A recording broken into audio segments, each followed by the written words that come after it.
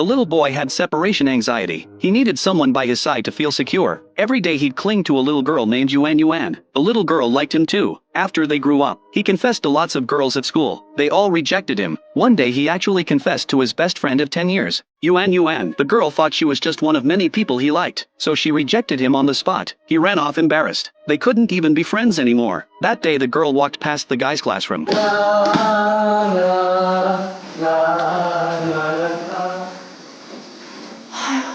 After school, he asked the class president, "Can I walk home with you?" The class president ignored him and just laughed. Just then the girl Yuan came out. She took his hand and said, "I'll take you home." She'd been doing this since they were little, like it was part of her daily routine. Every single day she'd walk him home. He complained to Yuan about how the class president was ignoring him. Yuan said, "The three of us grew up together. Don't you know what he's like by now?" He stepped on his own shoelace. The girl crouched down to tie it for him. He freaked out and dodged away, saying he'd do it himself. The girl insisted on helping, so he lifted his foot up and said, "Just tie it like this then." The girl yanked him down in one pull. He said, "You did that on purpose," but she just laughed happily, then reached out her hand and pulled him up. He said, "That day I confessed to you. Are you mad at me?" He wanted to say he couldn't live without her, but instead he said, "Just pretend that day never happened." 친구인 척하기. 그래.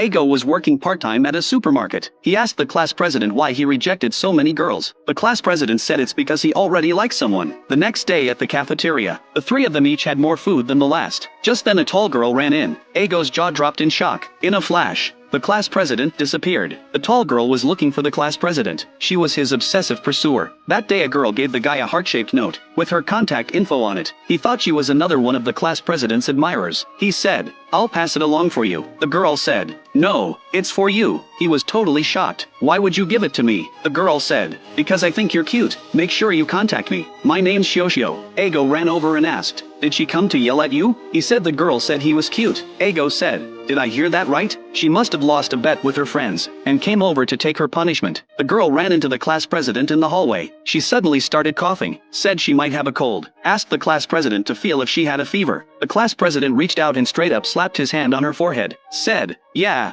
you're running hot." The girl called him a psycho, said, "Who checks like that?" The next day Xiao actually asked him out. He was thrilled, started picking out clothes, didn't know what to wear. He ran over to have Yuan help him choose. Yuan was lying in bed feeling awful, but she still got up to help him get dressed. Asked him why he was picking out clothes. He lied and said he was going to an internet cafe, but Yuan saw right through him immediately. He thought about how Yuan was sick. She'd probably feel even worse alone, so he went in to talk to her, but didn't know what to say. In the end, he still went on the date. The next day at school he had a cold. His desk was covered in tissues. Ego asked if he went on the date. He said no. Turns out he'd fallen asleep next to Yuan for the whole night and caught her cold.